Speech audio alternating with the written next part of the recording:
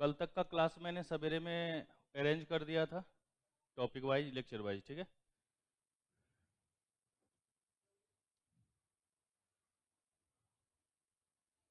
Law of diminishing marginal utility.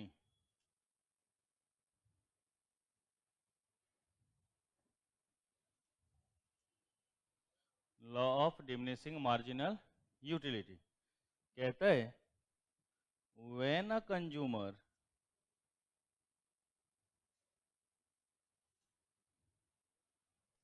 Consume more and more commodity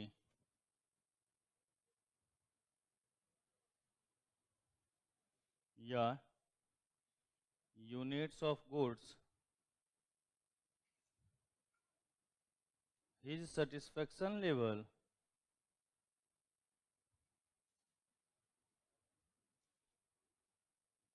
keep on diminishing।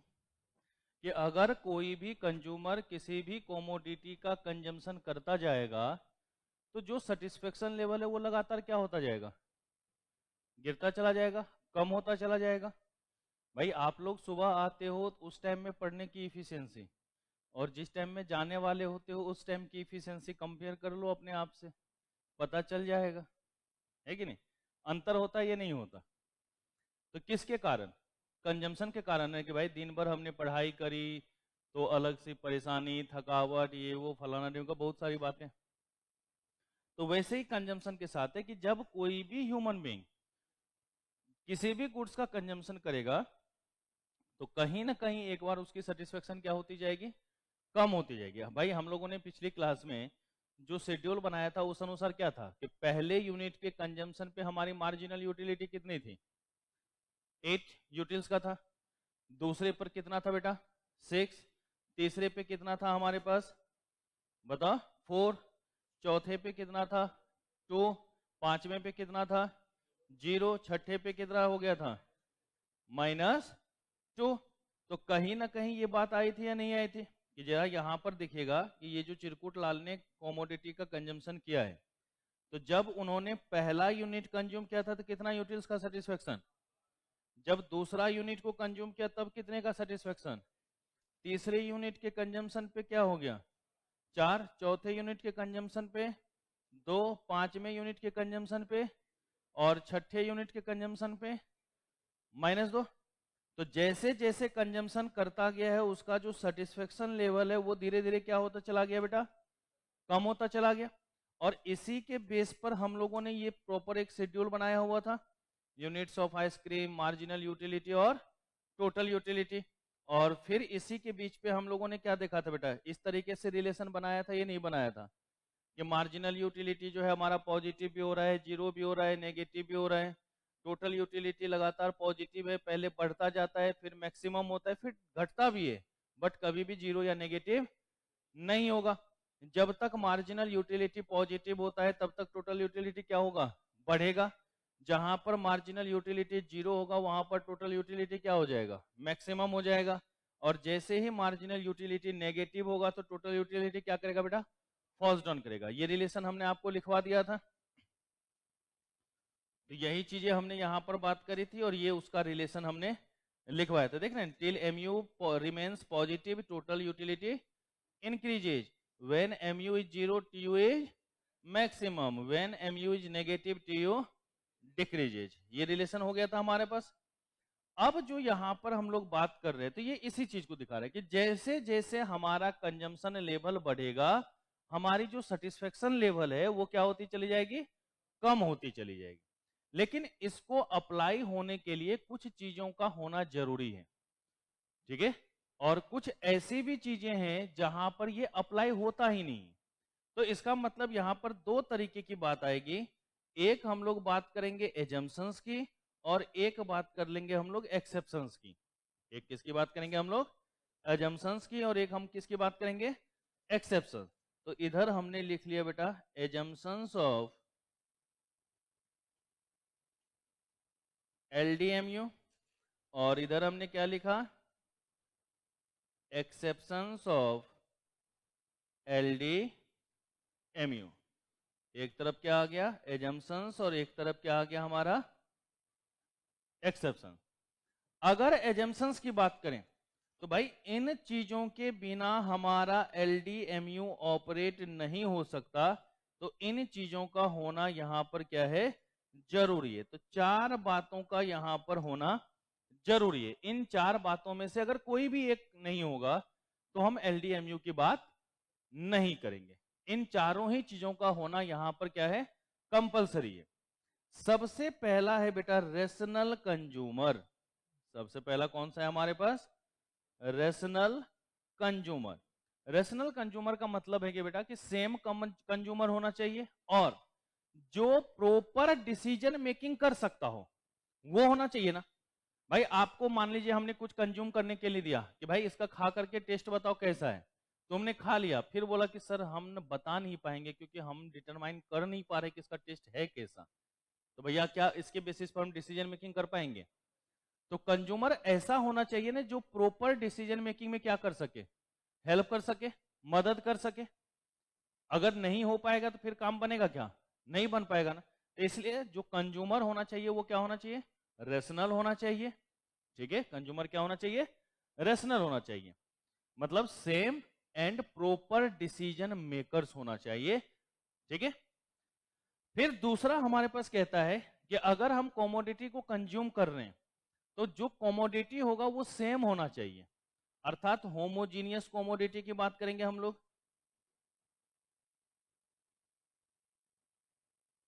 Homogeneous goods या commodity या similar goods कुछ भी लिख सकते हैं आप।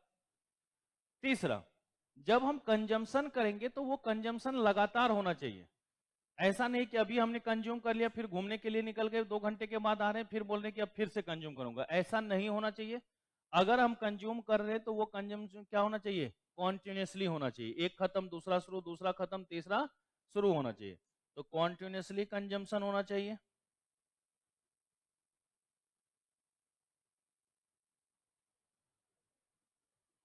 और लास्ट में एवरेज साइज ऑफ कॉमोडिटी की बात होगी, एवरेज साइज ऑफ कॉमोडिटी की बात होगी। तो ये हमारा किसके अंतर्गत आ जाएगा एजम्पशंस ऑफ LDMU के अंतर्गत। अगर हम एक्सेप्शंस की बात करें, एक्सेप्शंस का मतलब क्या कि भाई जहां पर LDMU ऑपरेट नहीं हो, तो सबसे पहला इसमें आ जाता है बेटा मनी एंड गोल्ड। भाई पैसे की बात हो सोने चांदी हीरे जवाहरात की बात हो कभी सेटिस्फेक्शन कम होगा क्या? आपको पॉकेट खर्च कितना भी बढ़ा दिया जाए कभी सेटिस्फेक्शन कम होगा कि अब नहीं चाहिए? नहीं ना, फिर तो इच्छा और रहती कि और मिल जाता तो ज्यादा बेहतर रहता है कि नहीं। तो मनी और गोल्ड के केस में कभी भी LDMU ऑपरेट नहीं होगा, मनी और गोल्ड के केस में कभी भी LDMU ऑपरेट नहीं होगा। लव एंड एफेक्शन,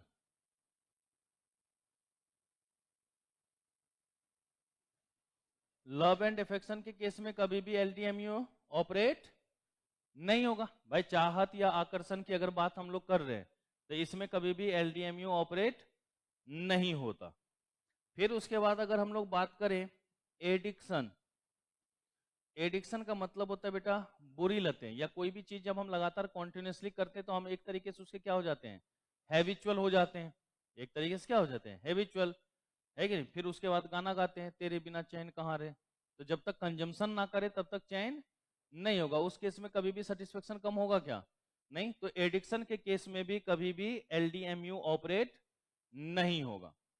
अगर हम हैबिट और फैशन की बात करें, हैबिट एंड फैशन की बात करें तो हैबिट और फैशन के केस में भी LDMU ऑपरेट नहीं होगा। और लास्ट में हम लोग लिख लेते हैं बेटा nature and beauty, nature and beauty, प्रकृति सौंदर्य अलग अलग जगह घूमने का शौक, इन सब केस में भी कभी भी LDMU ऑपरेट नहीं होगा। तो मेन बातें तो वही थी कि भाई हमने ऊपर जो TU और MU का रिलेशन देखा उसी बात को ना आगे बढ़ाया हमने कि भाई TU और MU क्या रिलेशन दिखाता था कि जैसे जैसे कंजम्पशन बढ़ा रहे थे सेटिस्फेक्शन हमारा क्या होता जा रहा है बेटा कम होता जा रहा है। जैसे जैसे हम लोग कंजम्पशन को बढ़ाया हमारा सेटिस्फेक्शन लेवल क्या होता चला जाएगा कम होता चला जाएगा। उसी बात को हम लोगों ने यहां पर ध्यान में रखा हुआ है। ओके, ये तो कहानी थी हमारी एलडी एमयू की। अब यहां पर बात आती है बेटा कंज्यूमर सरप्लस की। किसकी बात करेंगे हम लोग? Consumer surplus. अब ये कंज्यूमर सरप्लस का मतलब क्या, किसे कहते हैं कंज्यूमर सरप्लस? तो देखो बेटा, सरप्लस का मतलब क्या? फायदा। सरप्लस का मतलब क्या होता है? फायदा। भाई हम कितना खर्च, दीदी बस जब से आइए लगी हुई है।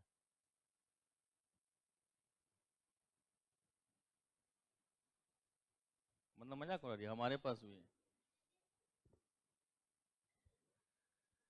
तो अगर कंज्यूमर सरप्लस की बात करें तो भाई हम जो है किसी भी कमोडिटी के ऊपर कुछ खर्च करना चाहते हैं। कहीं ना कहीं अगर हम कोई भी चीज खरीदने जाए या कुछ भी कंज्यूम करने के लिए जाए तो कुछ ना कुछ एक अपना बजट तैयार करते हैं या नहीं तैयार करते हैं। अब जो हमने खर्च करने के लिए चाहा उससे कम में हमारा प्राप्त हो जाए तो हम कहते हैं ना चलो फायदा हो गया। यही फायदा तो क्या है बेटा?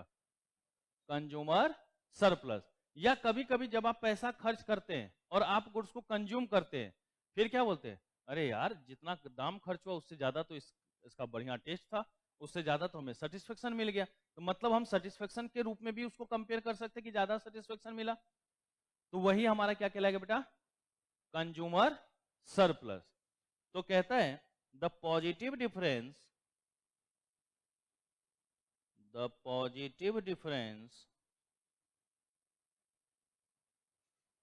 between what a consumer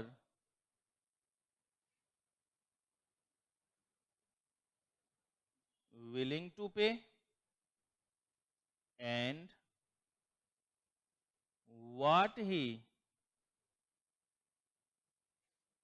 actually paid is known as consumer surplus. देखो मैंने क्या बोला, positive difference between what a consumer willing to pay. तुम क्या खर्च करना चाहते हो? कि मान लो तुम जाए और मार्केट में सोचे कि 100 रुपए लेकर के जा रहे हो, हम नाश्ता कर लेंगे, तो तुम्हारे अपना बजट कितना रखा?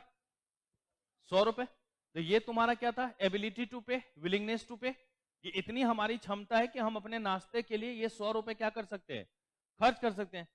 जब तुमने वहां पर नाश्ता कर लिया, तुमने उसको पेमेंट कर दिया 80 रुपया। खर्च कितना करना चाहे थे? किया खर्च कितना? 20 रुपए का बचत हो गया, ये नहीं हो गया? यही 20 रुपए तुम्हारा क्या कहलाएगा बेटा? Consumer surplus. सेविंग नहीं, कंज्यूमर सरप्लस। क्योंकि हम कितना उसके लिए खर्च करना चाह रहे थे? 100। खर्च कितना किया हमने? 80। तो 20 रुपए का हमारा क्या हो गया? सरप्लस हुआ या नहीं हुआ? ये 20 रुपए हमारा क्या हो गया? सरप्लस। तो इसलिए हमने बोला कि positive difference between what a consumer willing to pay and what he actually paid. कि क्या वो खर्च करना चाहता था और क्या उसने एक्चुअल में खर्च किया है।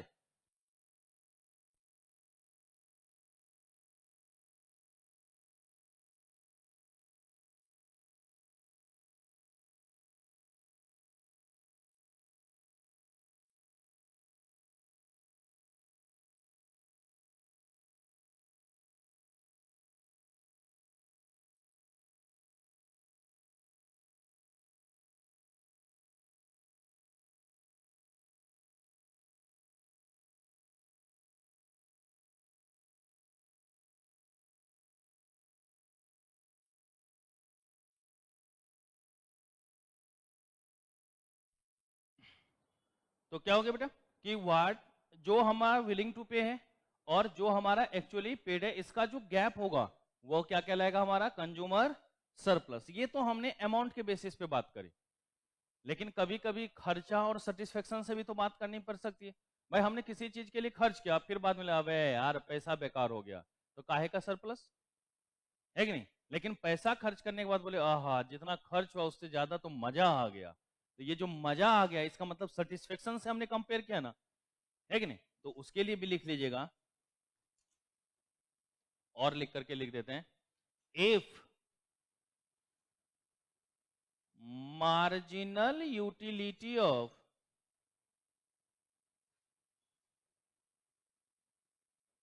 मनी स्पेंट, इसको हम लोग MUMS कह सकते हैं या मार्जिनल यूटिलिटी ऑफ प्राइस कह सकते हैं, कुछ भी बोल दीजिए, काम चल जाएगा हमारा।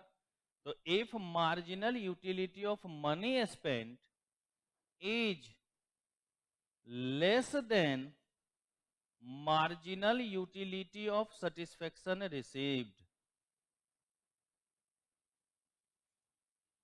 Marginal utility of satisfaction received is known as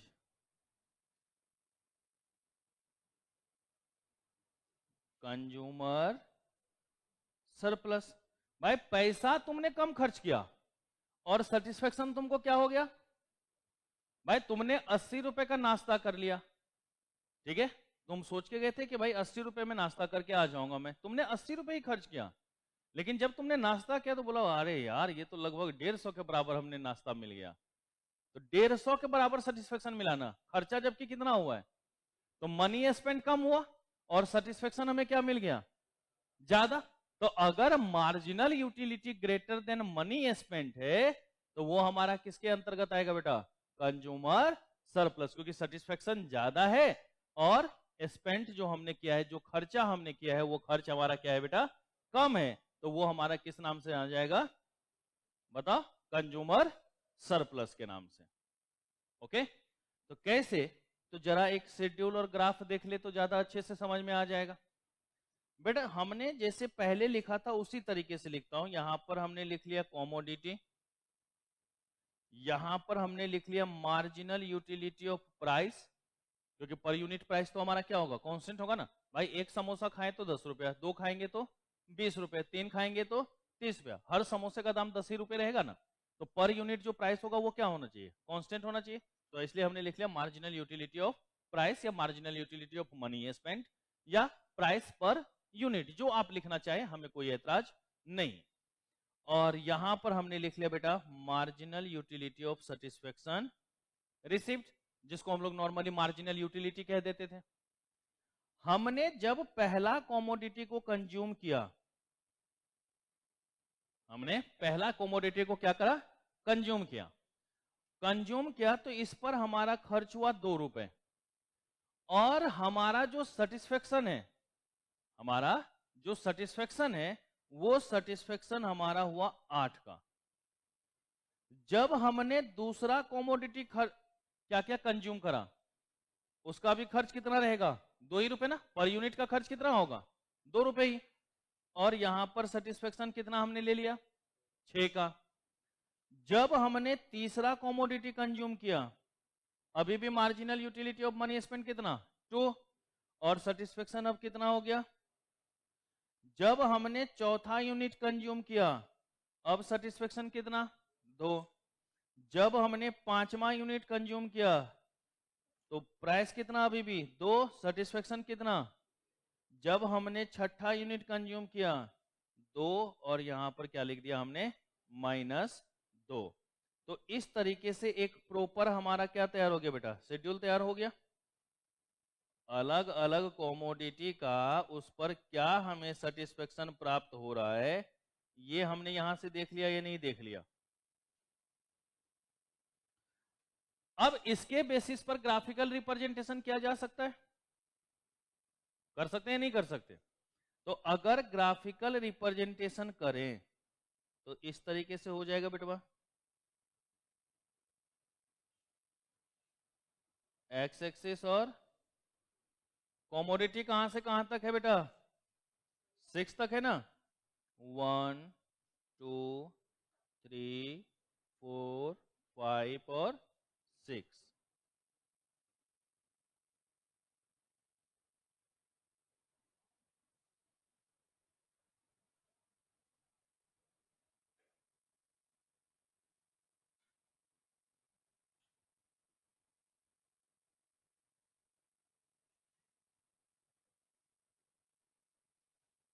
consumption कहां तक, 8 तक ना बेटा, 1 2 3 4 5 6 7 और 8 ले लिया हमने।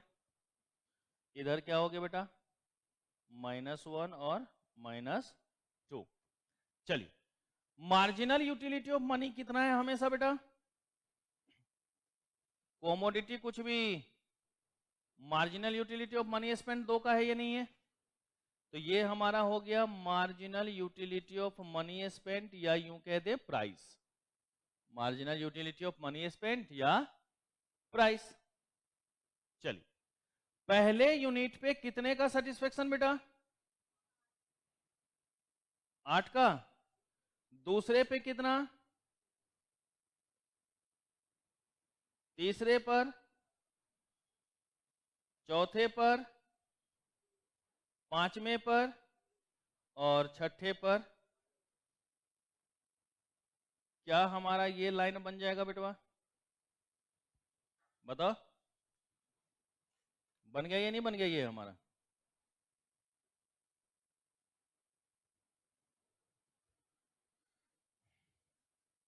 अब जरा एक बार देख लो फिर नोट कर लेना, 1 मिनट बस समझ लो।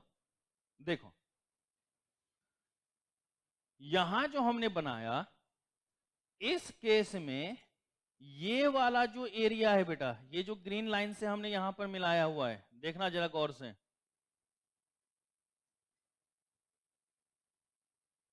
इसमें क्या हो रहा है बेटा, पैसा तो खर्च हो रहा है कम, काला वाला लाइन कहां है, नीचे, और सेटिस्फेक्शन क्या है बेटा, तो इस केस में जो घटनाएं बन रही उसमें यही हो रहा है ना, marginal utility of satisfaction received greater than marginal utility of money spent, आया ना।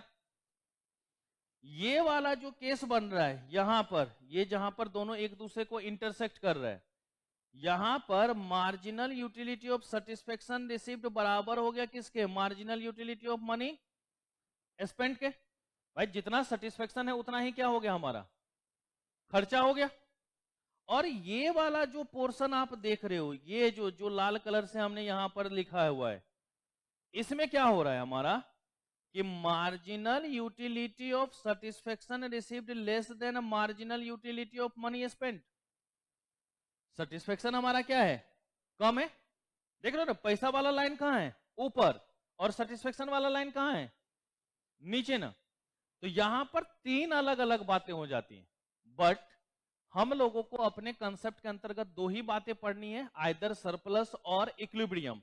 डेफिसिट की बात यहां पर हम लोगों को पढ़नी नहीं होती, तो खाली नाम लिख करके छोड़ देंगे, उसको डिटेल्स में पढ़ने की जरूरत हमें नहीं।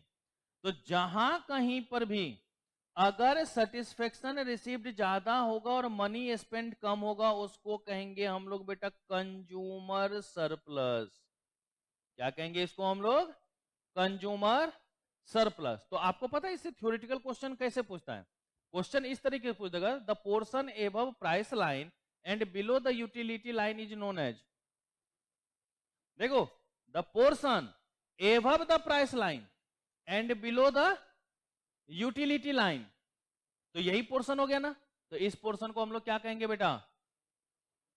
लेकिन अगर इसको उल्टा कर दे कि the portion below the price line and above the utility line is known as consumer deficit ना, तो बस ये 2 चीजें आपको ध्यान में रखना है कि the portion above the price line and below the utility line is known as consumer surplus, and the portion below the price line and above the utility line is known as consumer deficit। और जहां पर price और utility दोनों बराबर हो जाए तो इसको क्या नाम दे देंगे, कंज्यूमर इक्विलिब्रियम। क्या नाम दे देंगे इसको बेटा हम लोग, कंज्यूमर इक्विलिब्रियम के नाम से जानेंगे। और ये लाल वाला लाइन क्या हो गया हमारा, कंज्यूमर डेफिसिट। ओके, तो समझ में आ गया कि कैसे हम लोगों का सरप्लस, इक्विलिब्रियम और डेफिसिट हो सकता है। अभी हम लोग इक्विलिब्रियम के बारे में और बात करेंगे, क्योंकि अभी हम लोगों ने इंडिफरेंस कर्व तो पढ़ा नहीं, अभी तो सिर्फ कार्डिनल यूटिलिटी एनालिसिस के बेसिस पे बात कर रहे हैं ना, है कि नहीं। अभी हम लोग इंडिफरेंस कर्व को देखेंगे, बजट लाइन को देखेंगे, फिर हम लोग कंज्यूमर इक्विलिब्रियम के बारे में बात करेंगे। तो अभी मैंने कंज्यूमर इक्विलिब्रियम के लिए कोई भी लाइन बात नहीं करी, सिर्फ हमने किसकी बात करी अभी, सरप्लस की बात करी है। तो सरप्लस के लिए हमेशा याद रखेगा above the price line and below the utility line. तो देख रहे हो बेटा, ये यहां से यहां तक हमारा क्या है, कंज्यूमर सरप्लस। ये वाला क्या हो गया हमारा, कंज्यूमर इक्विलिब्रियम। और ये दोनों हमारा क्या हो गया, कंज्यूमर डेफिसिट हो गया, ये नहीं हो गया।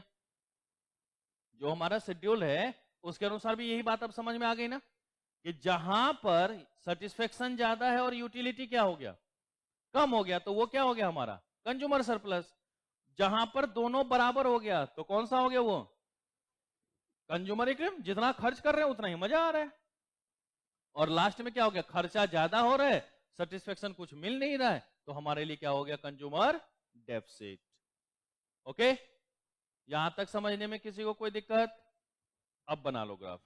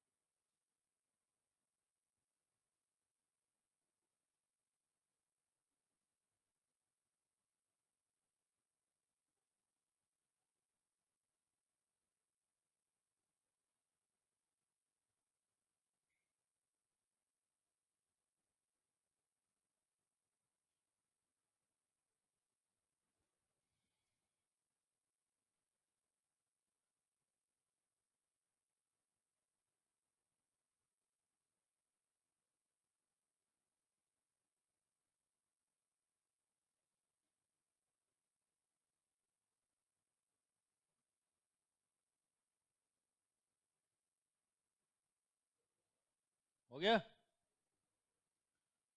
यहां तक कर लिया बेटा।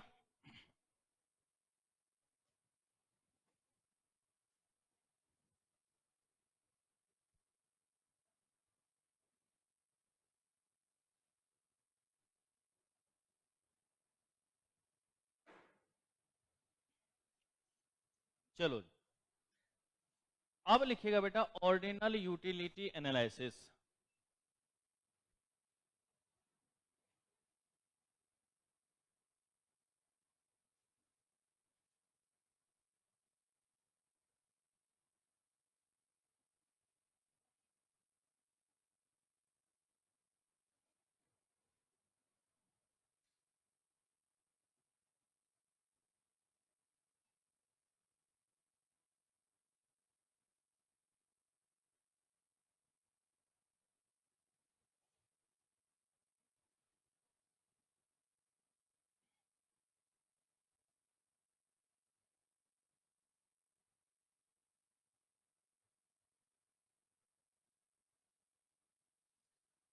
बेटा ऑर्डिनल यूटिलिटी एनालिसिस को ही हम लोग क्या नाम देते हैं बेटा,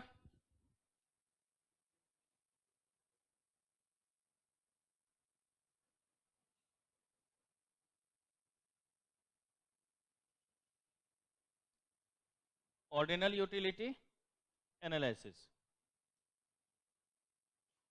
तो इसी को हम लोग क्या नाम दिए थे? Indifference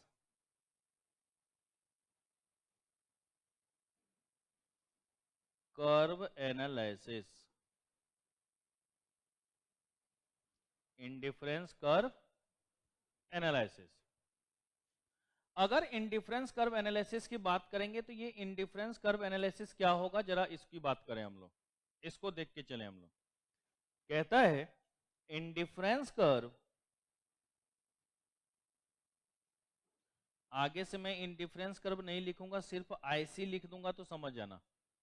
indifference curve is the graphical representation of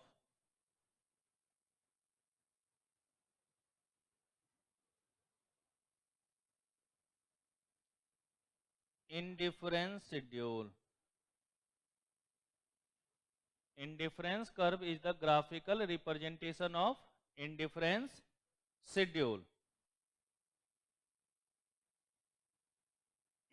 Indifference curve is the graphical representation of indifference schedule.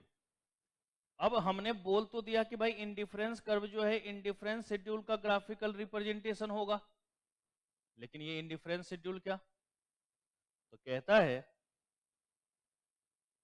Indifference schedule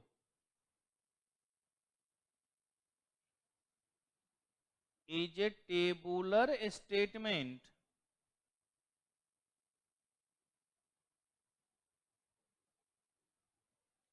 which shows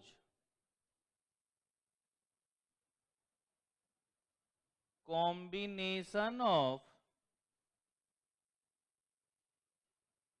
two goods which give same satisfaction at all level of combination। कि combination का level कुछ भी हो, जो हम satisfaction की बात करेंगे वो सेटिस्फेक्शन क्या होना चाहिए? सेम होना चाहिए। भाई जो हम कॉम्बिनेशन की बात करेंगे वो कॉम्बिनेशन क्या होना चाहिए? सेम होना चाहिए। ओके? कि इंडिफरेंस शेड्यूल जो होता है वो क्या होता है? एक टेबुलर स्टेटमेंट होता है जिसमें हम लोग दो गुड्स का कॉम्बिनेशन देखते हैं जो हमेशा क्या करता है? सेम सेटिस्फेक्शन लेवल को बताता है। वही क्या कहलाएगा बेटा? Indifference schedule. अब इसमें मैं अलग अलग चीजें बना के नहीं देखूंगा, जो कंसेप्ट के बेसिस पर है, जो हमारा एक्चुअल होना चाहिए सिर्फ वही बना के देखूंगा, बाहर वाली बातें हम नहीं कर रहे हैं यहां पे। अब अगर टेबल हम बना रहे हैं तो चलिए एक छोटा सा टेबल बना के भी देख लेते हैं। हमने एक तरफ लिख लिया कॉमोडिटी का कॉम्बिनेशन, तो कॉम्बिनेशन ही लिख लो, कॉमोडिटी अलग से लिख लेंगे। कॉम्बिनेशन, एक तरफ लिख लिया कॉमोडिटी एक्स और एक तरफ हमने क्या लिख लिया? Commodity Y. अगर हम कॉम्बिनेशन ए की बात करें तो हमने बोला x का 1 यूनिट है और y का कितना है? 15 यूनिट है। बी कॉम्बिनेशन पे हमने लिखा कि x का 2 यूनिट है, y का 10 यूनिट है। सी कॉम्बिनेशन पे हमने लिखा कि x का 3 यूनिट है और y का 6 यूनिट है। डी पे लिखा हमने x का 4 यूनिट है और y का 3 यूनिट है। ई कॉम्बिनेशन पे हमने लिखा कि x का 5 यूनिट है और y का 1 यूनिट है। तो इस तरीके से हमारे पास एक टेबल तैयार हो गया या नहीं तैयार हो गया बेटा?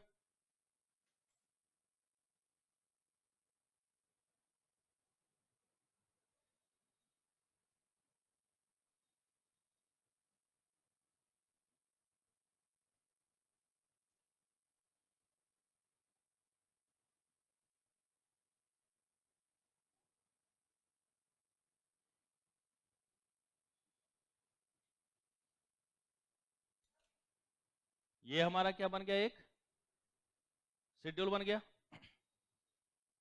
अब अगर ये हमारा एक शेड्यूल बना तो इसके अंतर्गत अब कहानी क्या होगी? तो देखिए जरा, अभी कोई लिखना मत, क्योंकि मैं इस टेबल को थोड़ा सा और आगे अभी बढ़ाऊंगा। बेटा यहां पर देखिए, पहले में तो कोई कंपैरिजन नहीं होगा, पहले यूनिट में तो किसी भी तरीके का कोई कंपैरिजन नहीं होगा। लेकिन जब x का 1 से 2 यूनिट हुआ, मतलब कितना बढ़ गया, 1, तो y का 15 से कितना हो गया बेटा, 10। y का 15 से क्या हो गया, इसको यहां पे अच्छे से समझ लेना, क्योंकि प्रोडक्शन वाले चैप्टर में इसी तरीके का हम लोग आएगा प्रोडक्शन से रिलेटेड, ठीक है ना। आइसो क्वांट कर्व जिसका हम लोग वहां पर नाम देंगे, आइसो क्वांट के बारे में, या इक्वल प्रोडक्शन लेवल की जो बात करते हैं तो वहां पर यही बात करेंगे। और as it is same concept है, यहां सेटिस्फेक्शन की बात करेंगे, वहां पर प्रोडक्शन की बात करेंगे, इसलिए यहां पर ध्यान देना जरूरी है। एक क्वेश्चन इसका भी पूछता है और एक क्वेश्चन उसका भी पूछता है, तो 2 क्वेश्चन के लिए हमारा ये कंसेप्ट हो रहा है। तो यहां हम सेटिस्फेक्शन की बात करेंगे, वहां पर प्रोडक्शन की बात करेंगे, तो इसलिए ध्यान देना थोड़ा सा जरूरी है। तो x का 1 यूनिट बढ़ने के लिए y का कितना यूनिट सेक्रीफाइस करना पड़ गया बेटा, 5। फिर x जो है 2 से कितना हो गया, तो y 10 से घट के कितना हो गया, मतलब 1 के लिए 4 का सेक्रीफाइस। अब x का 3 से कितना हो गया, y का 6 से कितना हो गया, तो 1 के लिए कितने का सेक्रीफाइस, x का कितना हुआ, 4 से, तो 1 का गैप, और यहां पर कितने का गैप, तो 1 के लिए 2 का सेक्रीफाइस हुआ या नहीं हुआ। तो ये जो हम लोग पर यूनिट जो है ना, एक को पाने के लिए जो दूसरे को सेक्रीफाइस कर रहे हैं, इसको यहां पर नाम देते बेटा MRS, marginal rate of substitution. क्या नाम देते हैं इसको, मार्जिनल रेट ऑफ सब्स्टिट्यूशन। अब देखिए पहले कितना सेक्रीफाइस, 5, फिर कितना सेक्रीफाइस, फिर कितना, फिर कितना, लगातार कम होता गया है ना, तो इसलिए इसको क्या कह देंगे, DMRS, diminishing marginal rate of substitution. क्या नाम दे देंगे इसको बेटा हम लोग, diminishing marginal rate of,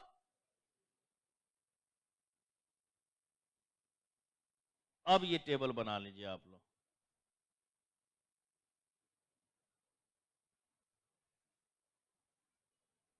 diminishing marginal rate of substitution.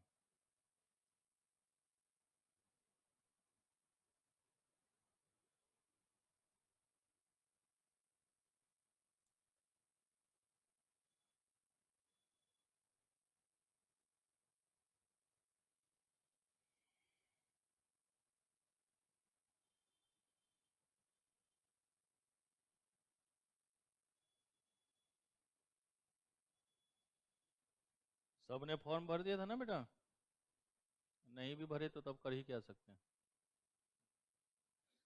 कल ही आखिरी दिन थी।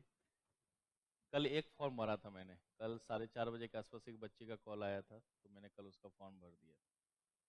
चलो सही टाइम पे कम से कम याद तो आया। आप लोग में है कोई जिन्हें अब याद आ रहा हो कि सोच रहे थे भर ही दिया जाए।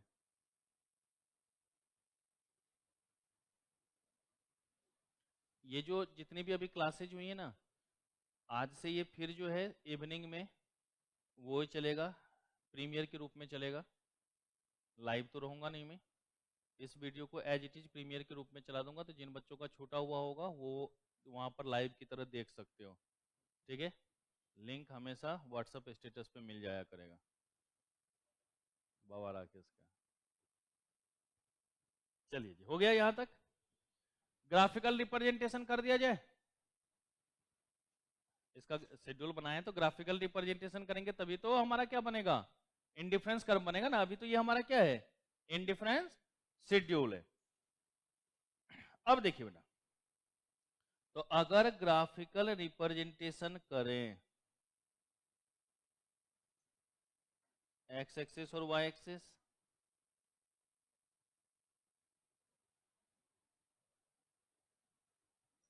चलिए कॉमोडिटी कहां तक था बेटा, 1 से 5 तक ना, तो 1, 2, 3 4 और 5, 2 4 6 8 10 12 14 और 15।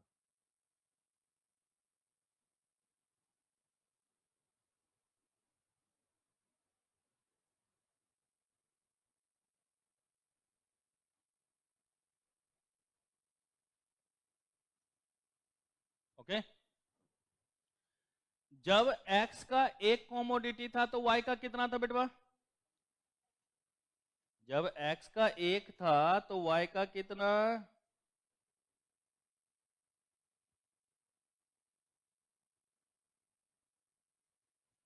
जब x का 2 तो y का?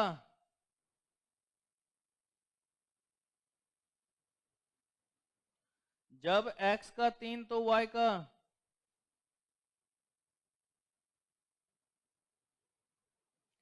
जब x का 4 तो y का?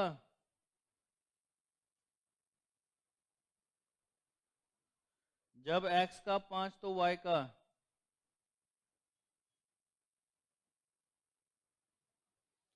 अगर इसे ग्राफ से मिला दिया जाए तो यही क्या कहलाएगा बेटा? Indifference curve. A B C D और यही कॉम्बिनेशन था ना हमारे पास, तो लिखेंगे A is equal to B is equal to C is equal to D is equal to ई।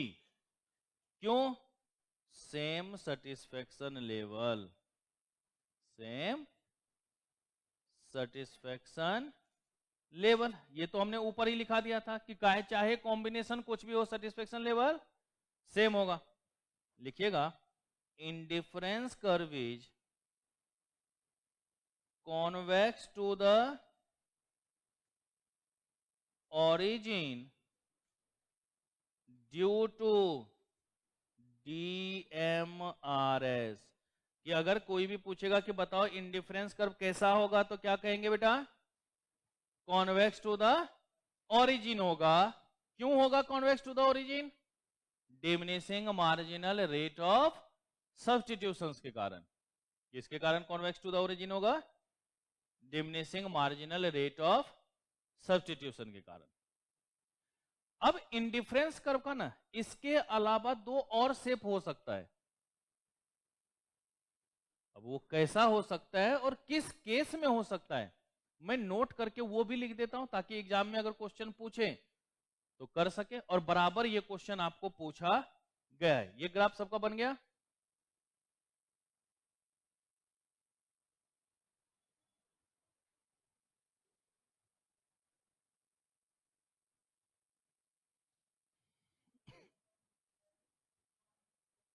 मैं झूठा कतई नहीं करता।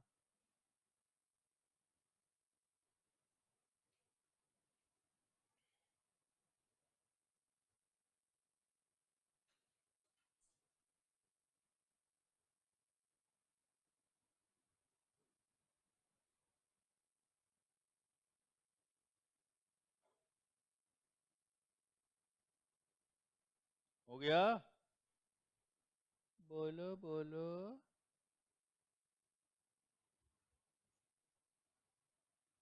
नोट करके लिखिएगा बेटा।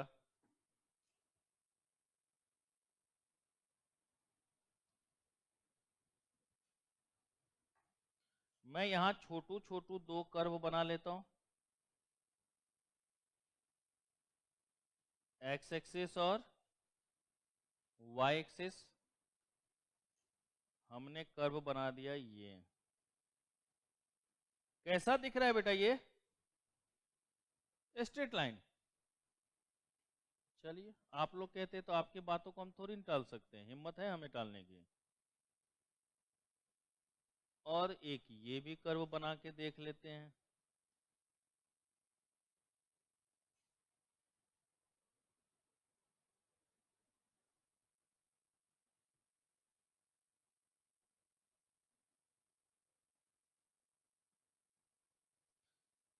इस दो तरीके का भी हमारे पास इंडिफरेंस कर्व हो सकता है। ये कौन सा हो गया बेटा? स्ट्रेट लाइन शेप ना,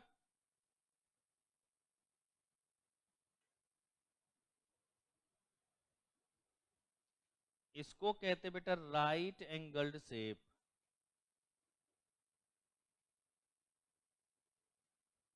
या एल शेप। कह सकते हैं नहीं कह सकते?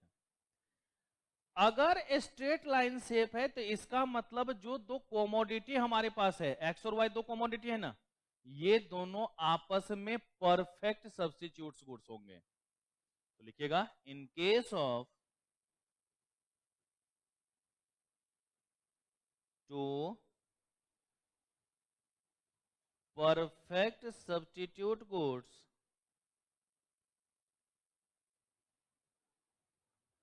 ठीक है, तो दो परफेक्ट सब्स्टिट्यूट गुड्स होगा तो उस केस में कैसा बनेगा हमारा इंडिफरेंस कर्व?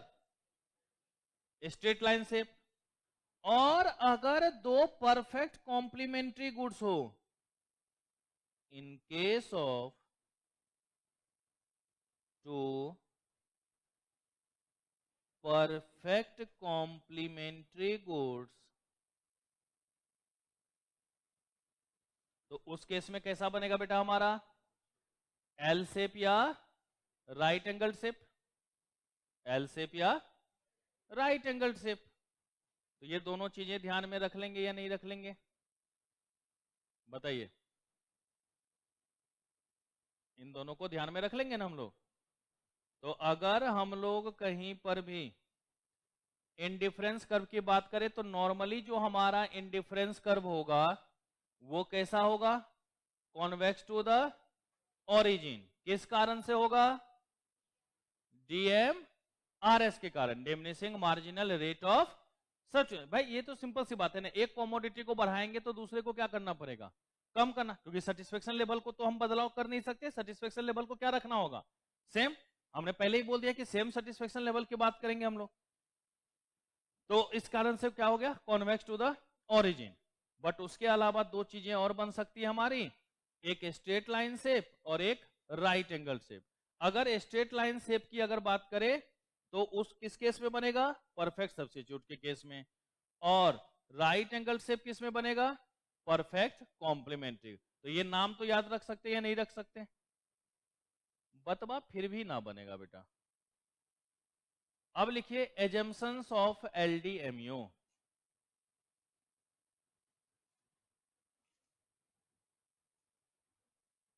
सॉरी, इंडिफरेंस है ना, एजम्पशंस ऑफ आईसी। कहते पता ज्यादा नहीं, दो बातों को ही तो इसमें ध्यान में रखना है, दो ही चीजें हमारी है, दो एजम्पशंस को देखना है। सबसे पहला है बेटा MIB और दूसरा है हमारा बेटा C टॉप।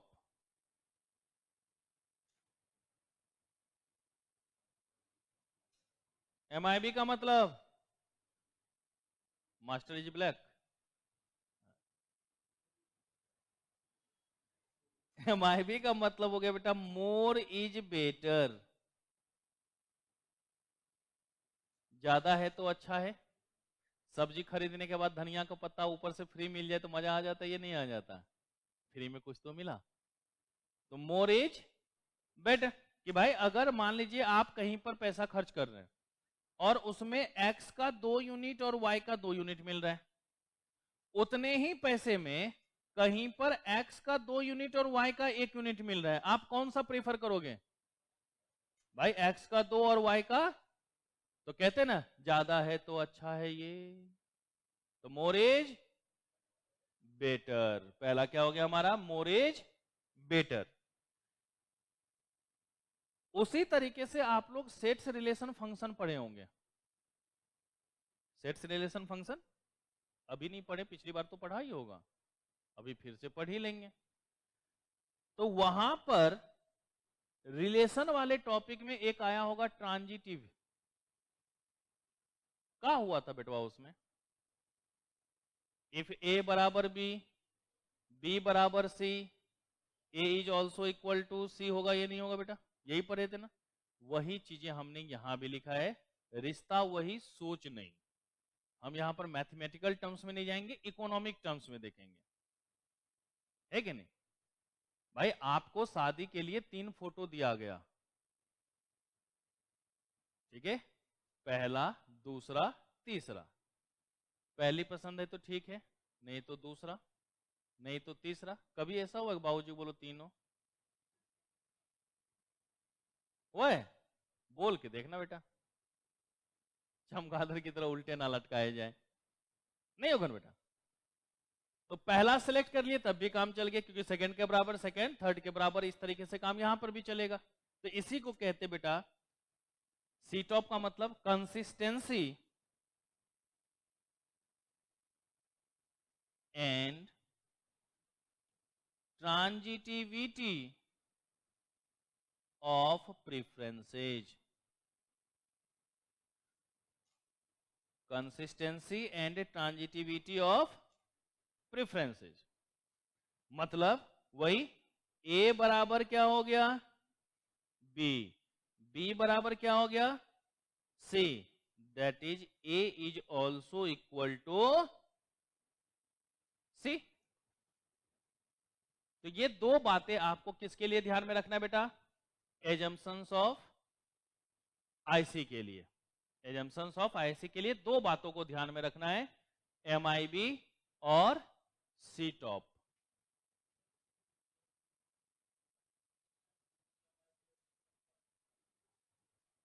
अभी वही तो करेंगे, अगर नहीं जरूरत है तो लिखवाते का है। देखो बेटा, हमने ऊपर इंडिफरेंस कर्व बनाया, कभी कभी ऐसा भी हो सकता है कि 2 4 5 इंडिफरेंस कर्व एक साथ आ जाए, हो सकता ही नहीं आ सकता। तो जब एक से ज्यादा इंडिफरेंस कर्व एक साथ आ जाए तो उसको कहते हैं इंडिफरेंस मैप। क्या कह देते हैं उसको, इंडिफरेंस मैप। अब सर एक साथ अगर एक से ज्यादा आएगा तो ऐसा भी हो सकता है कि इंडिफरेंस कर्व आपस में किटी पिटी कर दे, आपस में एक दूसरे को इंटरसेक्ट कर दे। तो यहीं पर दिमाग की बत्ती जलती है और एजम्पशन की जरूरत पड़ती है,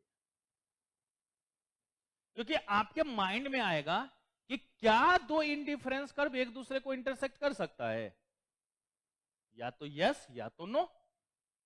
यही तो होगा ना भाई, या तो यस या तो नो। ऐसे थोड़ा बोलेंगे जब दिल करेगा करेगा, नहीं तो नहीं करेगा, ऐसा तो नहीं हो सकता। या तो करेगा या तो नहीं करेगा। तो उसी के लिए ये चीजों का होना जरूरी है। तो सबसे पहले मैं इंडिफरेंस मैप लिख लेता हूं और फिर लिख लेते हैं कि दो इंडिफरेंस कर्व एक दूसरे को इंटरसेक्ट कर सकता है या नहीं कर सकता, और समझा के उसका कंक्लूजन लिख देते हैं हम लोग। ओके, तो लिखिएगा बेटा indifference map.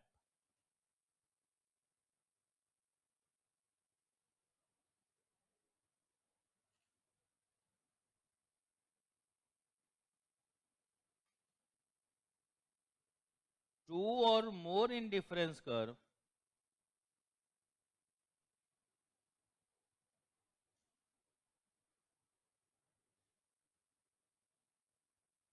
represent at a time is known as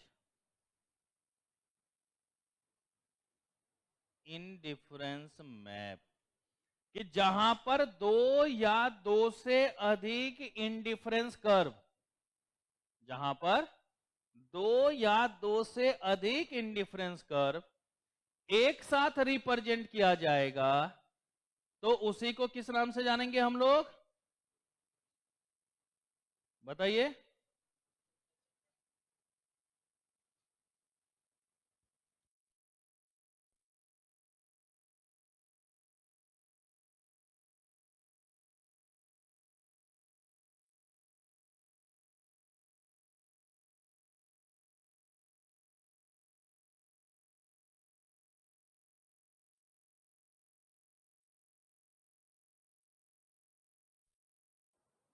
तो जहां पर दो या दो से अधिक इंडिफरेंस कर्व एक साथ रिप्रेजेंट कराएगा वो क्या कहलाएगा बेटा,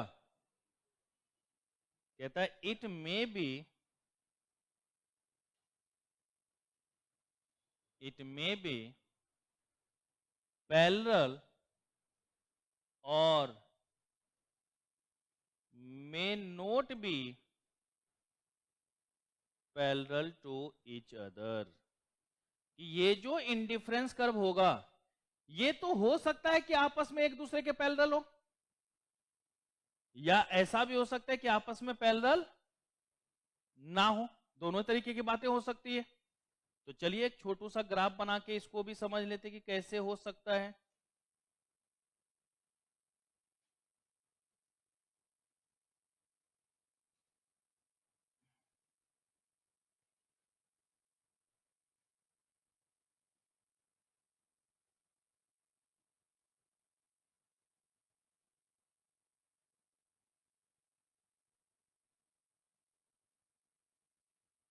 IC1, IC2, IC3।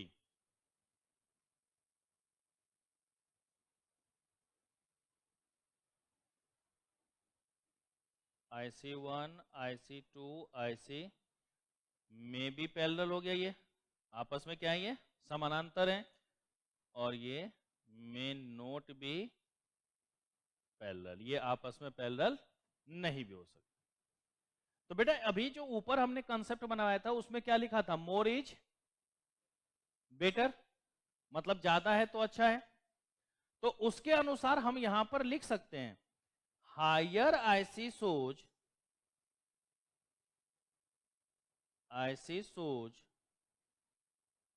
Higher satisfaction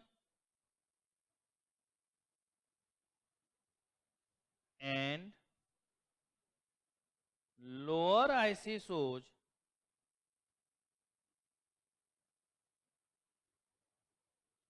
lower satisfaction, that is IC3 greater than IC2 greater than IC1 लिख सकते हैं या नहीं लिख सकते हैं, बताओ बेटवा। यही ना ऊपर में हमने लिखवा था मोर इज बेटर, MIB याद है कुछ? तो मोर इज बेटर तो यही शो कर रहा है ना कि जो इंडिफरेंस कब जितना दूर होगा उतना ज्यादा सेटिस्फेक्शन। भाई कोई बच्चा जो है 3 रोटी और सब्जी खा के मस्त होगा, कोई 20 रोटी और सब्जी खा के मस्त होगा, तो 20 वाले का सेटिस्फेक्शन लेवल ज्यादा होगा या नहीं होगा? या क्या देंगे ना ना ना सब बराबर। अब देखो हिमांशु हो गया, दीदी हो गई, लगता ही नहीं कि भोजन भी कर रहे हो, और हम लोगों को लग रहा होगा कि भोजन छोड़ते नहीं हो। तो अंतर है ना भाई, हर किसी का सेटिस्फेक्शन लेवल क्या होगा, अलग अलग होगा। तो जो इंडिफरेंस कर्व ओरिजिन से जितना दूर उसका सेटिस्फेक्शन लेवल उतना ही ज्यादा, और जो ओरिजिन के जितना नजदीक उसका इंडिफरेंस उसका सेटिस्फेक्शन लेवल उतना ही। तो इसलिए हमने क्या लिख दिया, higher IC shows higher satisfaction and lower IC shows lower satisfaction. तो इंडिफरेंस कर्व थर्ड सबसे दूर है तो उसका सेटिस्फेक्शन लेवल क्या होगा, सबसे ज्यादा। उससे कम किसका, IC2 का। उससे कम किसका, IC1 का। समझ गए इस बात को? फिर एक बात आप देखते होंगे कि हमने जहां भी इंडिफरेंस कर्व बनाया ना तो वो एक्स एक्सिस को टच कर रहा है ना ही वाई एक्सिस को टच कर रहा है। हमने पहला लाइन लिखवाया था कॉम्बिनेशन ऑफ टू गुड्स। जब दो गुड्स का कॉम्बिनेशन हो गया इसका मतलब कोई भी कमोडिटी जीरो नहीं हो सकती। जब जीरो नहीं हो सकती तो एक्सिस को टच कैसे करेगा?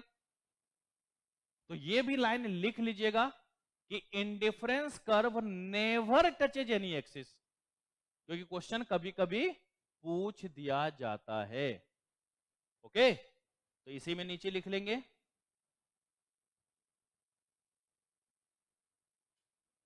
indifference curve never touches any axis because it shows combination of true goods, so no one commodity will be zero. क्या कोई भी कॉमोडिटी जीरो हो पाएगा? नहीं ना। तो जब जीरो नहीं होगा तो एक्सिस को टच करेगा क्या? नहीं करेगा। तो इंडिफरेंस कर्व कभी भी किसी भी एक्सिस को टच नहीं करेगा, क्योंकि कोई भी कॉमोडिटी इसमें जीरो नहीं हो सकती, कोई भी कॉमोडिटी इसमें जीरो नहीं हो सकती। ओके, मजा फिर भी नहीं आएगा, क्योंकि ये तो मोह माया वाली बात है। भाई हमने जो ऊपर एजम्पशन लिखा तो उसके बेसिस पे थोड़ा सा तो ये समझ में आया कि मोर इज बेटर से क्या लेना देना था। अब जरा एक काम करवा के देखते हैं। हमने लिखा मे बी पैरेलल, अगर पैरेलल है तो कहीं पर कोई इंटरसेक्शन की तो बात ही नहीं होगी। पैरेलल का मतलब तो क्या होता है, बीच में गैप हमेशा बराबर। रेलवे की पटरी कितनी भी लंबी चली जाए, बीच का गैप हमेशा सेम होगा ही नहीं। अगर भावनाओं में कभी बह गया तो पटरी से बाहर होता ही नहीं होता, तो भावनाओं में बहने वाली बात तो होगी नहीं। लेकिन अगर मेन नोट भी पैरेलल है तो दिमाग में एक बात हो सकती है, अगर पैरेलल नहीं है तो काट सकता है एक दूसरे को, है कि नहीं। तो वो भी अब हम लोग यहां पर लिख लेते हैं और देखते हैं।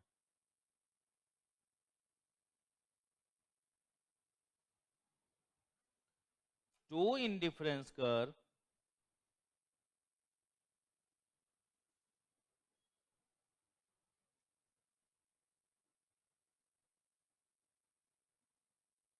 intersect each other or not. Two indifference curve intersect each other or not. तो लिखिएगा बेटा,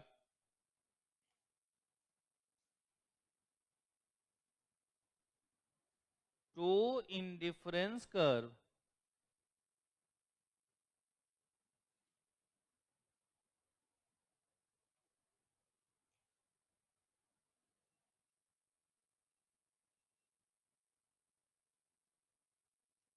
two indifference curve never intersect each other because two indifference curve never intersect each other because either MIB or C-top assumptions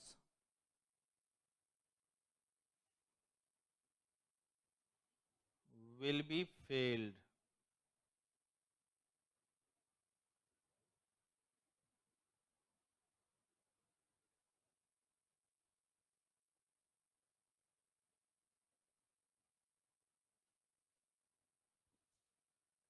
Two indifference curve never intersect each other because either MIB or C-top assumptions will be failed.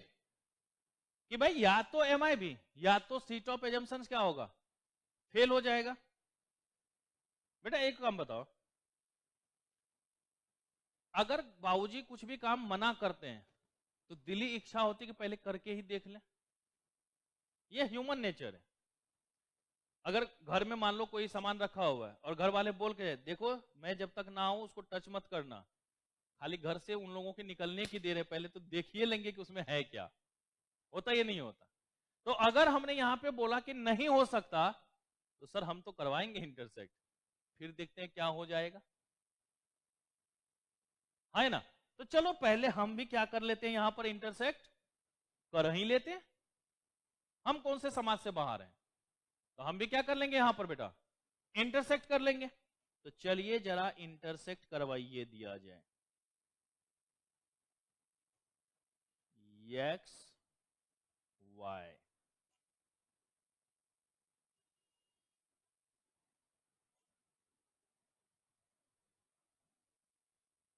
IC1 IC2,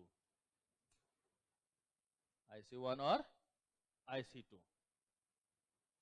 अब इसमें ना 5 minute मेरी बात को अच्छे से समझ लेना, उसके बाद नोट करना, क्योंकि लिखवाना कुछ ज्यादा है नहीं, कंसेप्ट ही समझाना है।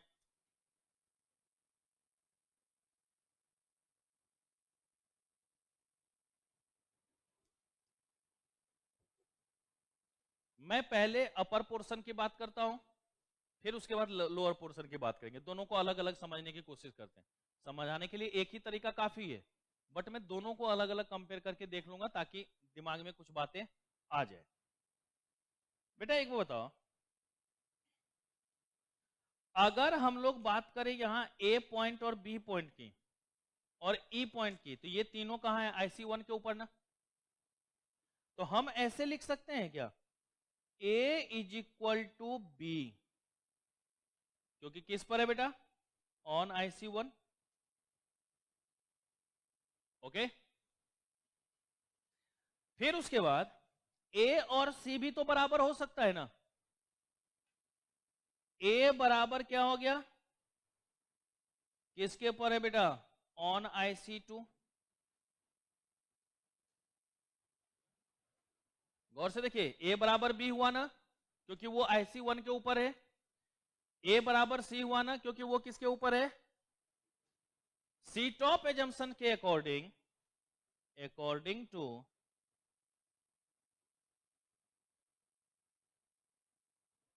सी टॉप, अगर A बराबर B है और A बराबर C है, तो B is also equal to C होना चाहिए।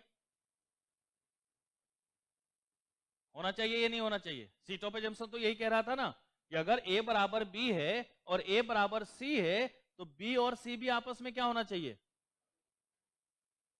लेकिन जरा इस B और C के रिलेशन को देखिए, but in this graph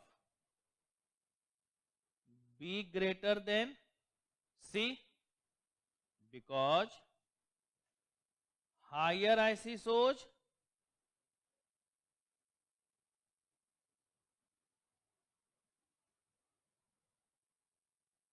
higher satisfaction। तो बेटा सी टॉप एजम्पशन हमारा फेल्ड हो गया या नहीं हो गया? सी टॉप एजम्पशन क्या हो गया?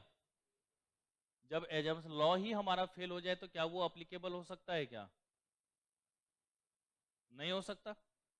उसी तरीके से अगर लोअर पोर्शन को देखें, ए बराबर डी और ए बराबर, लेकिन डी ग्रेटर देन ये होगा या नहीं होगा? है ना।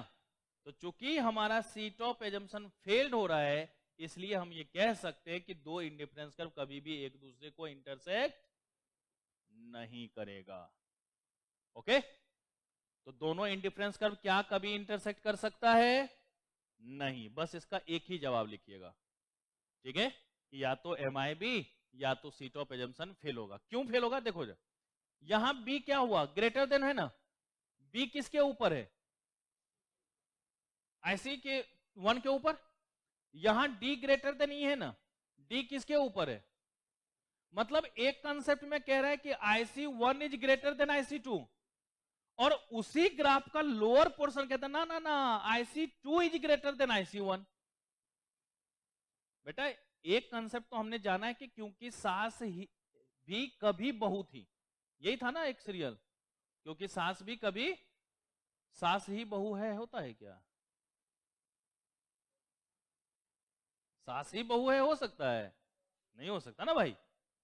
तो एक में आप कह रहे हो कि ना ना IC1 ग्रेटर देन है, और उसी ग्राफ में आप कह रहे हो नहीं नहीं IC2 ग्रेटर देन है।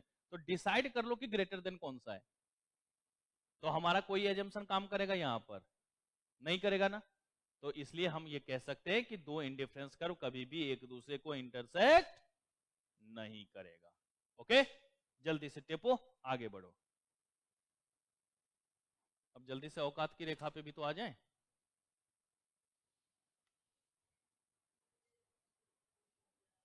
क्या?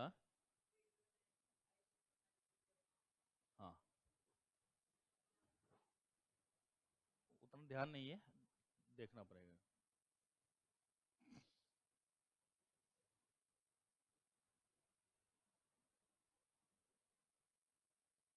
बेटा स्पीड तो ठीक है ना, पढ़ाने का स्पीड सही है ना, कोई ज्यादा तेज या स्लो तो नहीं है? स्लो है? बुर्बक कहीं का।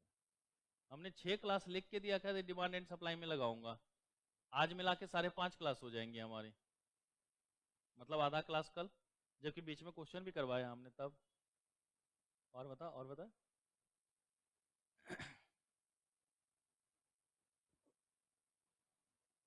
16 अप्रैल से आप लोगों का मॉक टेस्ट स्टार्ट होगा।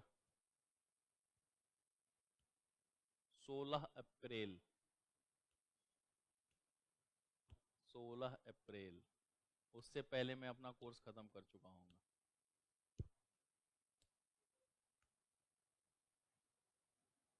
हमने तो 35 क्लास का लिख के दिया ही था कि 35 क्लास लगाऊंगा भाई टोटल।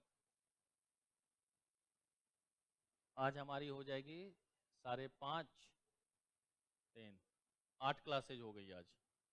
7 क्लास हो गई आज, तो 28 क्लास और।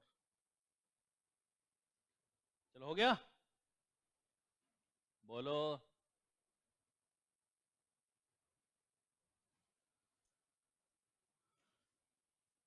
लिखिएगा बेटा, बजट लाइन।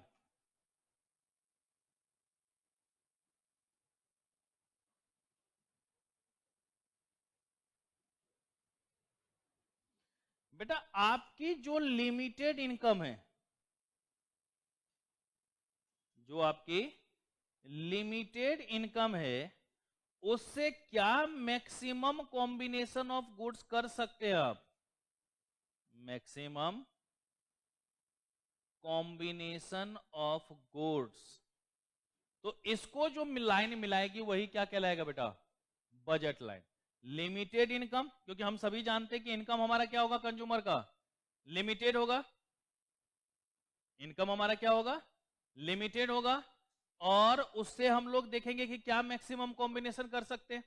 जैसे अगर मान लीजिए कि आपकी इनकम दे रखी है बेटा 100 रुपीज। आपकी इनकम कितनी दे रखी है? 100 रुपए। मैं इनकम को ना आई से लिख लेता हूं, क्योंकि फिर मैं कॉमोडिटी एक्स वाई मानूंगा तो मैं ही बार बार कंफ्यूज होता रहूंगा। तो इनकम को आई से मान लिया, कोई दिक्कत तो नहीं ना? समझना ही तो है हमें। क्या हुआ? वाई से मानूंगा। अभी दो कॉमोडिटी एक्स और वाई मानूंगा तो फिर कंफ्यूज हो गए कि वाई मतलब इनकम या वाई मतलब वाई कॉमोडिटी, इसलिए मैंने आई मान लिया। ठीक है दीदी, ओके। तो इनकम कितना हो गया हमारा? 100। अब इससे हम लोग दो कॉमोडिटी खरीद रहे हैं, एक्स और वाई। एक्स का रेट दे रखा है बेटा ₹10 पर यूनिट, और वाई का दे रखा है बेटा at the rate ₹20 per unit.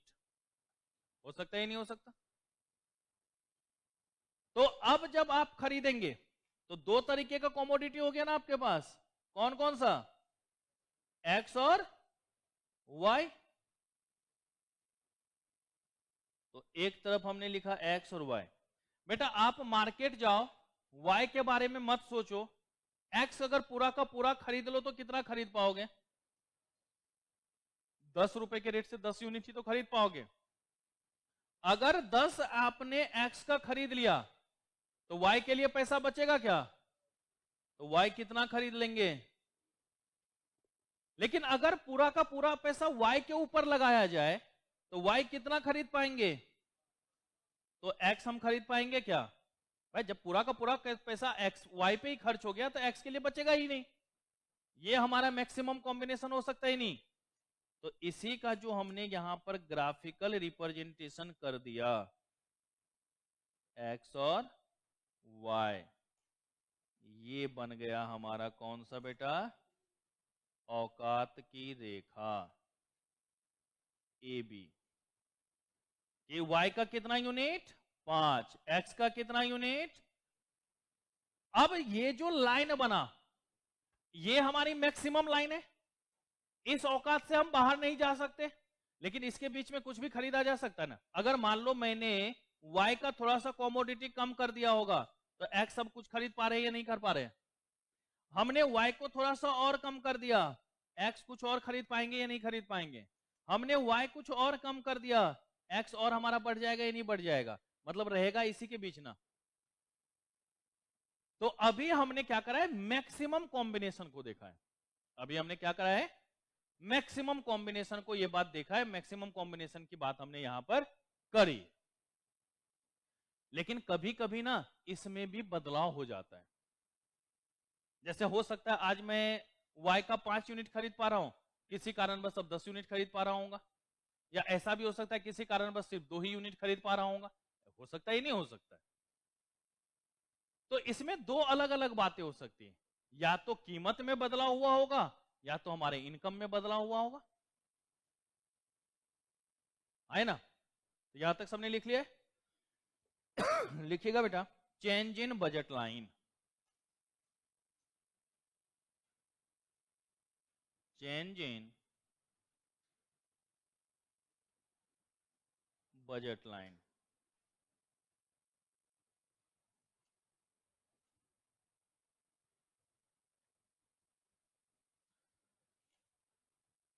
एक बगल लिख लिया हमने बेटा किसके कारण, due to change in price, due to change in price of a commodity, और ये होगा due to change in income of consumer. एक में क्या लिख लिया हमने, due to change in price of ए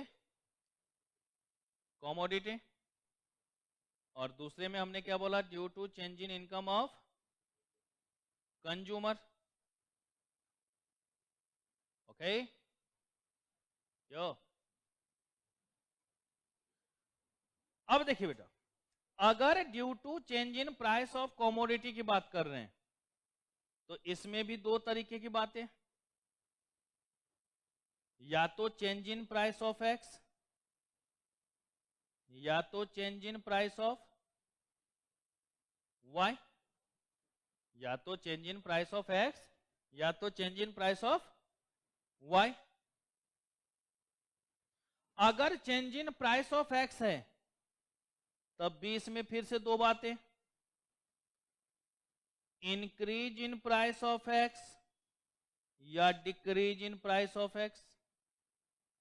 और अगर वाई के प्राइस में बदलाव होगा तब भी 2 तरीके की बातें, increase in price of Y और decrease in price of Y. बेटा देखो, प्राइस बढ़ेगा तो क्वांटिटी क्या होगा, कम होगा, और प्राइस कम होगा तो क्वांटिटी क्या होगा, बढ़ेगा। अगर एक्स का चेंज हुआ है तो बदलाव एक्स एक्सिस के ऊपर ही होगा या नहीं होगा। तो अगर मान लीजिए कि हम यहां पर ग्राफ बना करके देखें, इसका हम एक छोटा सा ग्राफ अगर बना के देखते हैं, सबका अलग अलग ग्राफ बनाएंगे, इसी तरीके से इसका भी अगर ग्राफ बना के हम लोग देखें तो देखो क्या बातें होंगी, एक्स एक्सिस और वाई एक्सिस।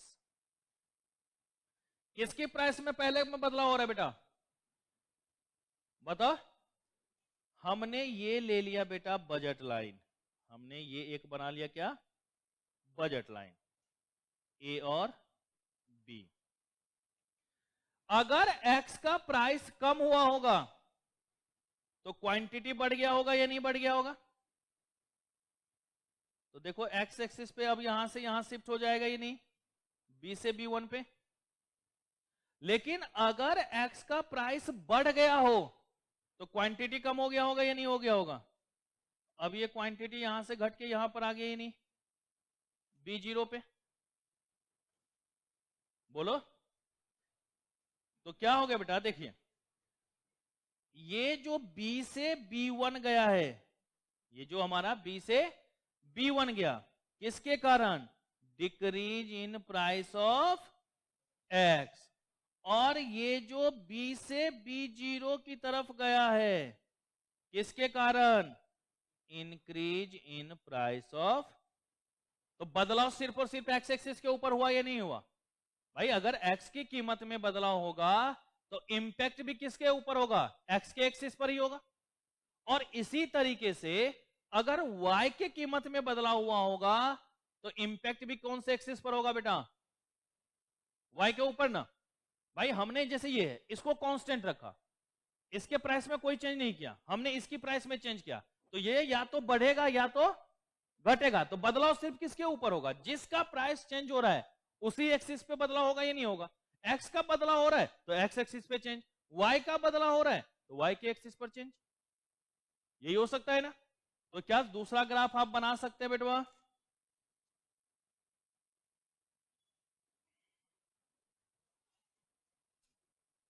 ए बी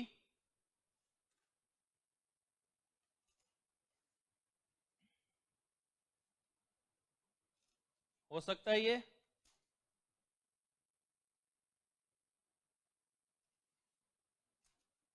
ए से A1 भी हो सकता है और ए से A0 भी हो सकता है।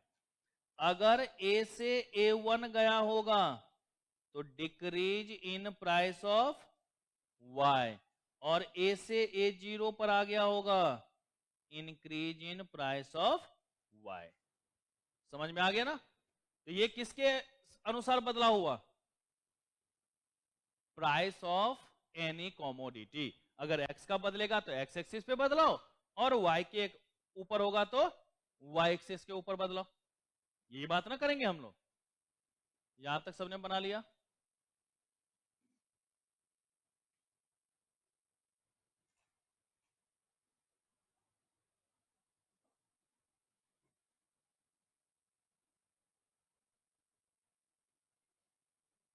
कल आधा घंटा बस सप्लाई का क्लास होगा, क्योंकि डिमांड पढ़ ही लिए तो सप्लाई में कोई टेंशन ही नहीं। आधा घंटा से पौन घंटा मुश्किल से सप्लाई में लगाएंगे, और साथ ही साथ प्रोडक्शन कल स्टार्ट कर देंगे। ओके।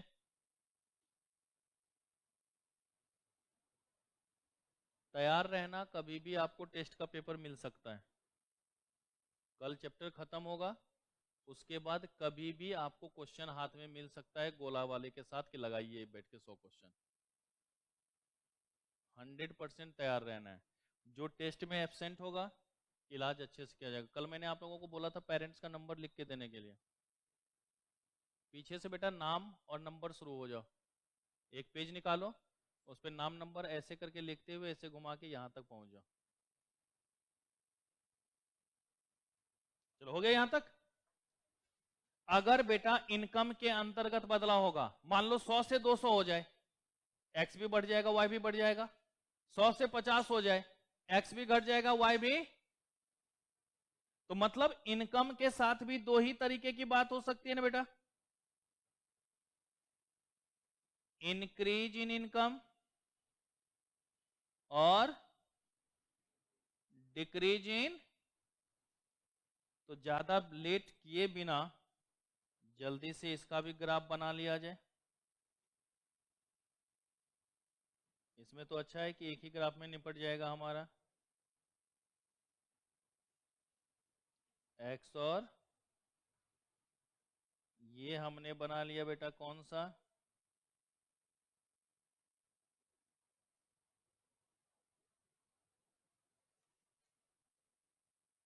ए और बी। अगर इनकम बढ़ेगा तो दोनों क्वांटिटी का डिमांड बढ़ जाएगा, और अगर इनकम कम होगा तो दोनों ही कमोडिटी का डिमांड कम हो जाएगा, ही नहीं कम हो जाएगा। ठीक है, A1 B1 A0 B0। तो अगर राइटवर्ड शिफ्ट हो रहा है, इसको क्या कहते हैं बेटा हम लोग? Rightward shift. तो राइटवर्ड शिफ्ट किसके कारण होगा? इंक्रीज इन इनकम के कारण। और ये हमारा क्या हुआ है बेटा? ब्लैक से रेड की तरफ चला गया। क्या नाम देंगे इसको? लेफ्टवर्ड शिफ्ट ना, leftward shift of budget line. किसके कारण? डिक्रीज इन इनकम के कारण।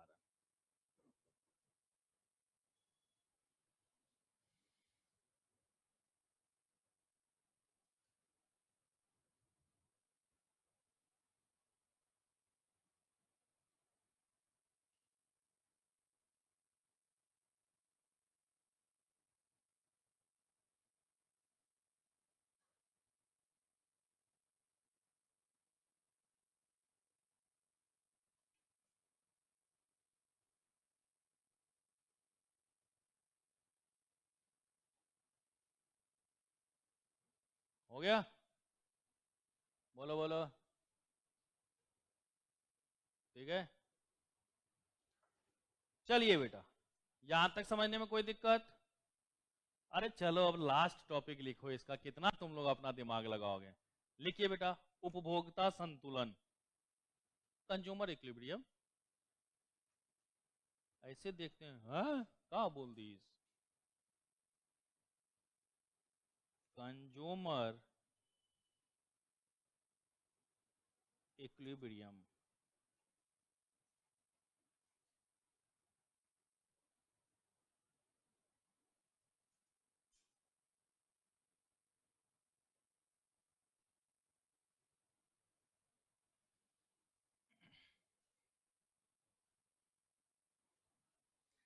बेटा इक्विलिब्रियम का मतलब होता है state of balance.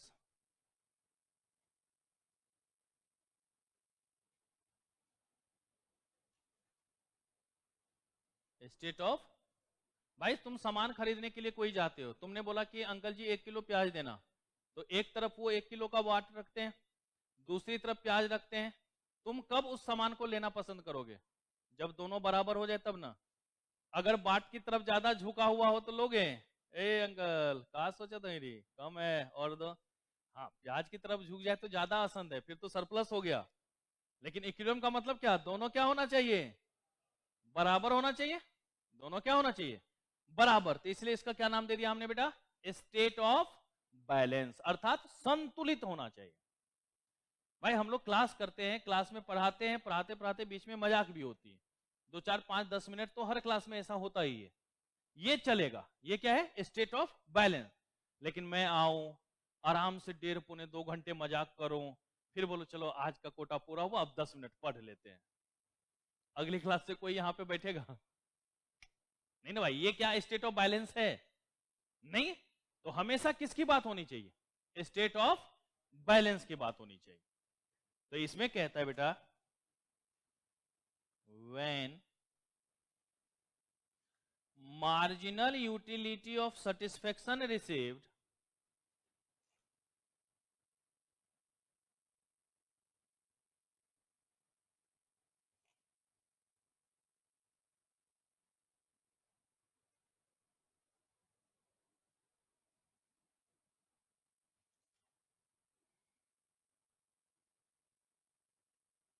is equal to marginal utility of money spent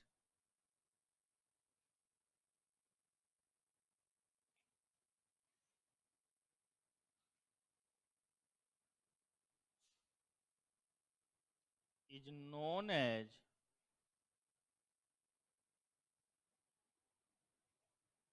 consumer equilibrium. याद है बेटा, इससे पहले हम लोगों ने जो करा था, इससे पहले जो ग्राफ बनाया था सरप्लस वाला, उसमें एक जगह आया था ना जहां एक दूसरे को काट दिया था, और जहां पर काटा था वहां पर दोनों बराबर होगा ना, और बराबर होगा तो वहां पर हमने कंज्यूमर इक्विलिब्रियम लिखा था, ये नहीं लिखा था? तो चूंकि हम यहां पर कॉम्बिनेशन ऑफ टू गुड्स की बात कर रहे हैं, तो इसको ऐसे लिखा जाता है बेटा, marginal utility of X divide में marginal utility of Y is equal to price of X divide में प्राइस ऑफ वाई। इस तरीके का इक्वेशन बराबर आपको पूछा जाता है कंज्यूमर इक्विलिब्रियम के लिए। इसी को अगर चाहेगा तो चेंज भी कर सकता है, marginal utility of X divide में price of X is equal to marginal utility of Y divide में प्राइस ऑफ वाई। भाई छज्जे छज्जे का प्यार भी हो जाए तो कोई दिक्कत थोड़ी ना है, क्रॉस मल्टीप्लीकेशन, तब भी तो वही हो सकता है हमारा, पी एक्स इधर आया, एम यू वाई उधर चला गया, हो सकता ही नहीं हो सकता? भाई आप लोगों ने इक्वेशन में एक कंसेप्ट पढ़ा होगा, अल्टरनेंडो प्रोपोर्शन में पढ़ा है ना, अल्टरनेटिव कर दो, एक दूसरे के जगह पे चेंज कर दो तो काम चल सकता है या नहीं चल सकता है? तो वही चीजें यहां पर लिखी गई है, इससे ज्यादा इसमें दिमाग लगाने की जरूरत है नहीं। दूसरा, ये तो हमने कब देखा बेटा, सेटिस्फेक्शन से रिलेटेड और मनी स्पेंड से रिलेटेड बात करें। फिर कहता है कि where indifference curve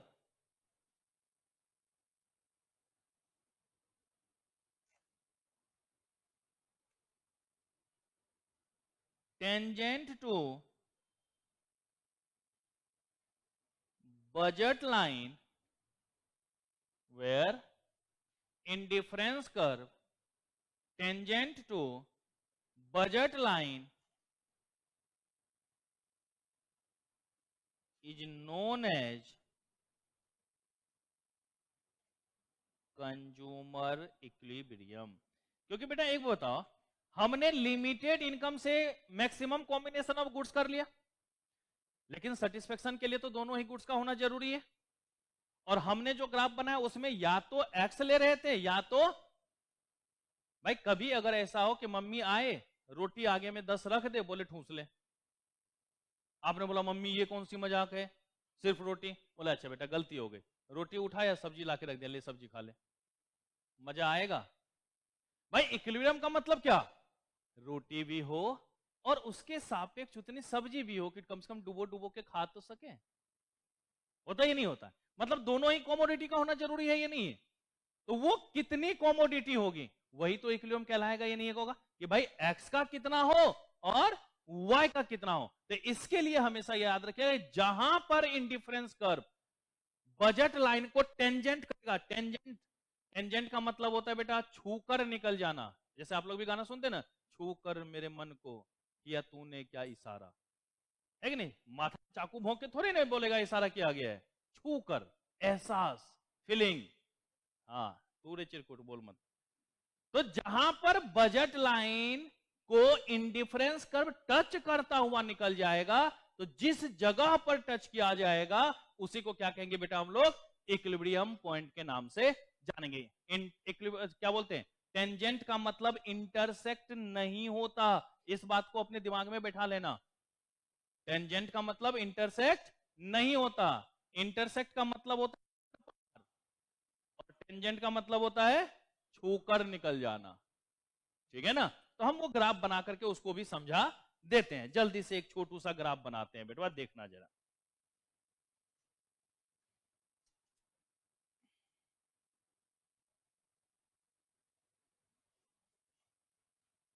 x axis और वाई एक्सिस, ये हो गया हमारा बजट लाइन ए बी। अलग अलग इंडिफरेंस कर्व होगा, IC1, IC2, IC3। बताओ बेटा इक्विलिब्रियम किसके साथ होगा? क्योंकि IC1 क्या कर रहा है, इंटरसेक्ट। IC1 क्या कर रहा है, इंटरसेक्ट। क्योंकि देखो ये जो पोर्शन है, ये वाला जो पूरा लाइन है जो बजट लाइन के अंदर है, इसमें तो वही हुआ कि हम जेब में पैसा बचा के रख रहे हैं, तभी तो कमोडिटी कम हुआ ना। तो हम तो परफेक्ट यूज की बात करेंगे ना। तो कौन सा आ जाएगा बेटा, देखो यहां पर ये यहां से यहां टेंजेंट, यहां से यहां, ये हो गया कॉमोडिटी Y और ये हो गया कॉमोडिटी X। ये क्या हो गया हमारा कि अब X का इतना और Y का इतना खरीद ले, तो इस जगह पर किस नाम से आ जाएगा बेटा, इक्विलिब्रियम के नाम से जाना जाएगा। ओके? क्या IC3 में कभी भी इक्विलिब्रियम निकल सकता है? बेटा वो तो हमारी औकात से बाहर है ना, बजट लाइन से बाहर है, उसको तो देखना भी क्या है, गुनाह है ना। IC1 हो सकता है, लेकिन सर एक बार बताओ, हम भूखे मर रहे हैं लेकिन जेब में पैसा रख रहे हैं, तो काहे का इक्विलिब्रियम? बहुत सारे बच्चे इस तरीके से होते हैं ना कि बचाएंगे पैसा, दिन भर कुछ खाएंगे नहीं, पैसा बचना चाहिए। ऐसा बचा के क्या फायदा भाई? लेकिन कुछ लोग होगा भाई माल इतना मिला है खा के जाएंगे, जो होगा देखा जाए। ये हुआ ना इक्विलिब्रियम। तो अपनी बजट जो है वो पूरा निकालने के बाद क्या मैक्सिमम कॉम्बिनेशन होता है, यही होगा ना हमारा इक्विलिब्रियम। तो वही हमारा कौन दिखाएगा, IC2 दिखा रहा है। IC2 उसी की बात कर रहा है। ओके? तो इसको मैं एक सेपरेट ग्राफ बना देता हूं यहां पर। सबने यहां तक बना लिया?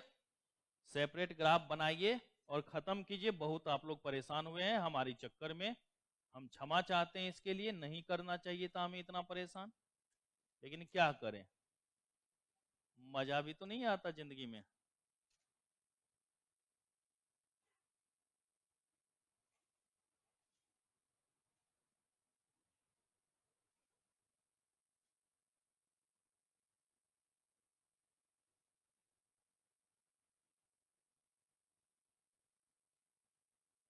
ठीक है बेटा। तो ये थी हमारी इक्विलिब्रियम की कहानी। तो कंज्यूमर बिहेवियर में इतना ही है, इससे ज्यादा अपने दिमाग पे जोर देने की जरूरत है नहीं। कल हम लोग सप्लाई को देख के खत्म करेंगे, क्योंकि उसमें ज्यादा दिमाग नहीं लगाना। जब डिमांड पूरा पढ़ लिए तो सप्लाई जस्ट वाइस एंड वर्सा, है कि नहीं। तो आधा पौन घंटा में उसको निपटाएंगे और फिर कल ही हम लोग प्रोडक्शन स्टार्ट भी कर लेंगे। ओके, ठीक है। तो 6 क्लास मैंने बोला था, कल आधा क्लास देती, एडजेक्ट 6 क्लास आपका डिमांड एंड सप्लाई का पूरा हो जाएगा। ठीक है, धन्यवाद जी हमें झेलने के लिए।